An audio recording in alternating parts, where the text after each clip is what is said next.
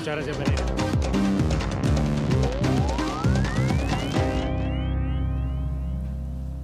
¿Qué pasó o qué está pasando con la actividad económica del país en este tercer trimestre del año? Y es un buen día para preguntarlo porque el Banco Central del Uruguay hace bien poquito hoy difundió los datos de actividad económica del tercer trimestre de este 2022 y justamente desarrolla ese tema en su columna Germán de Agosto. ¿Cómo anda, Germán? ¿Cómo andan? ¿Todo bien? Todo bien. Bienvenido. Muchísimas gracias, bienvenido, Tincho. Muchas gracias.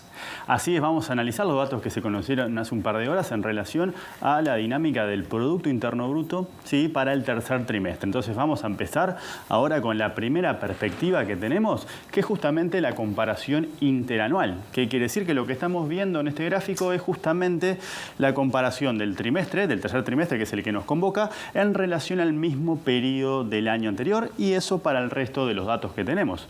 Entonces, un primer dato relevante es que la economía, medida a partir de lo que es el Producto Interno Bruto, creció 3,7% en términos interanuales, es decir, frente al mismo periodo del año anterior. Esto marca una desaceleración, ¿sí? Los datos anteriores venían marcando registros del entorno del 8%, justamente porque la base de comparación, dado que estamos yendo un año para atrás, era muy mala justamente por lo que era la incidencia de la primera ola del COVID, ¿sí? Las restricciones sobre la actividad. Ahora ese efecto de comparación se está diluyendo, pero igualmente tenemos todavía los datos afectados porque siempre estamos mirando la comparación contra el año 2021. ¿Sí? Ahora vamos a meternos a ver por el lado de la oferta, es decir, bueno, ¿qué pasó con los sectores de actividad? Y eso es lo que tenemos en la segunda placa.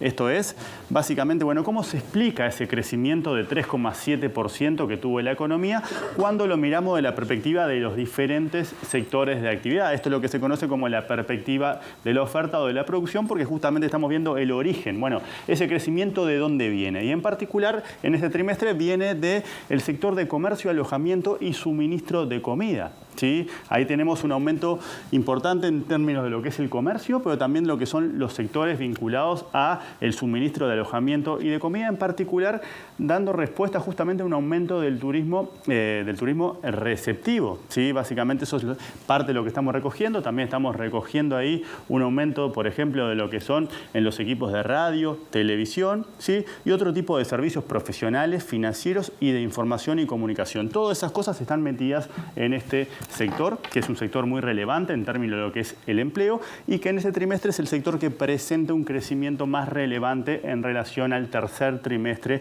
del año anterior. También crecen las actividades profesionales, la construcción, ¿sí? A pesar de que el aporte de las obras vinculadas a UPM está disminuyendo, pero hay otras obras de vialidad, por ejemplo, también de comunicaciones, que están de alguna manera compensando ese efecto y todavía empujan el crecimiento, siempre de la perspectiva interanual. Y después recorremos un poquito para abajo y lo que tenemos es que si bien la mayoría de los sectores crecen en ese trimestre, tenemos algunos sectores, en particular el sector agropecuario, que está experimentando un retroceso en términos interanuales. En particular esto se explica por la ganadería, dado que la agricultura, en particular lo que es la colza, compensó esa caída, ¿sí? Pero no fue suficiente para justamente compensar lo que es el agregado de ese sector. ¿Sí? Es una caída del 7,4%. Tenemos en industria también, asociado a lo que pasó con los frigoríficos, una caída del entorno del 3%. Y por último, las actividades de la administración pública. Estos son los tres sectores de actividad que hoy por hoy están registrando una caída cuando lo medimos en relación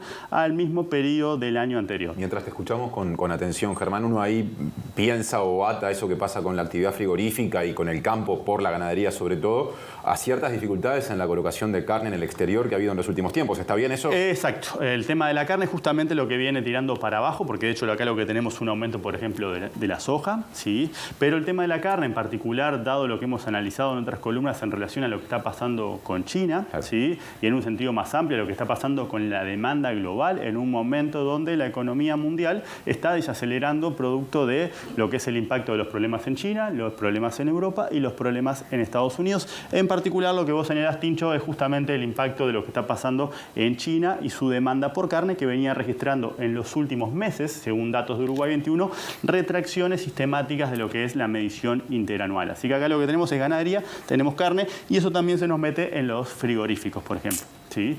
Ahora vamos a pasar a la siguiente placa y vamos a analizar lo mismo. Esta es la otra cara del crecimiento. Básicamente nosotros tenemos un dato de PIB que estamos analizando, que es la economía creció 3,7% y lo analizamos vemos primero por el lado de dónde viene esa producción, eso fue lo que hicimos con la placa anterior, qué sectores están empujando la economía, y ahora analizamos lo mismo, pero es hacia dónde va la producción. ¿Sí? Esta es la otra perspectiva del crecimiento y lo que tenemos es que las exportaciones, más allá de los matices que surgen justamente de la creación que hicimos en relación a China y la carne, sigue creciendo a tasas del 19% en términos interanuales, justamente reflejando que todavía tenemos en esos meses un dinamismo exportador, ¿sí? En otros commodities o otras materias primas que efectivamente no son la carne. Eso a pesar de la retracción en la carne y en otros temas de la que está hablando la Unión de Exportadores y dicen que el tipo de cambio está perjudicando. Exacto, y aparte tenemos un desfasaje temporal porque estos datos siempre lo conocemos con 3 meses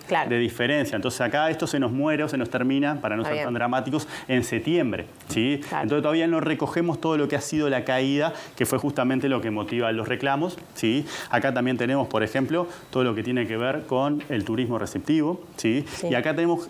Por ejemplo, en las importaciones tenemos lo que tiene que ver con el turismo emisivo, en particular con Argentina. Con Argentina, ¿sí? Claro. Cuando nos vamos para ahí y gastamos, eso es para la economía una importación, que es lo que estamos recogiendo acá. La inversión también sigue creciendo al 10% interanual, aunque está desacelerando en relación a las mediciones anteriores. De vuelta, UPM2 de alguna manera se está retrayendo y empiezan a sustituir otros factores. Y lo mismo pasa con el consumo privado, que creció un 7%. Y lo único que tenemos es una retracción de lo que tiene que ver con el consumo público asociado a los servicios de salud. Y ahora, para terminar, vamos a la última placa y lo que tenemos es justamente, la penúltima placa, que la hacemos rapidito, ¿sí? Esta es la perspectiva trimestral del crecimiento. Dijimos la economía creció 3,7 en relación al mismo periodo del año anterior y este es el crecimiento en relación al periodo inmediatamente anterior. O sea que la economía no creció entre el segundo y el tercer trimestre, ¿sí? En ese sentido, en esta medición, la economía está estancada y de hecho tuvo una caída pequeña de 0,1%. Y para terminar nomás, simplemente las perspectivas que tenemos en la última placa. Ahora que tenemos este dato, el crecimiento que tendríamos en el 2022, que conoceremos recién en marzo, se ubica en el entorno del 5,2%. Esto está rayadito porque de alguna manera una parte, ¿sí? Cerca de 3,6 puntos de estos 5,2, se explica simplemente por un efecto de arrastre, un efecto estadístico asociado a la dinámica del año anterior. O sea que el crecimiento más genuino de este año lo tenemos más parecido en entorno de 2,5%, y después para 2023 y 2024 ya tenemos una moderación de la actividad consistente con lo que es la tendencia de mediano plazo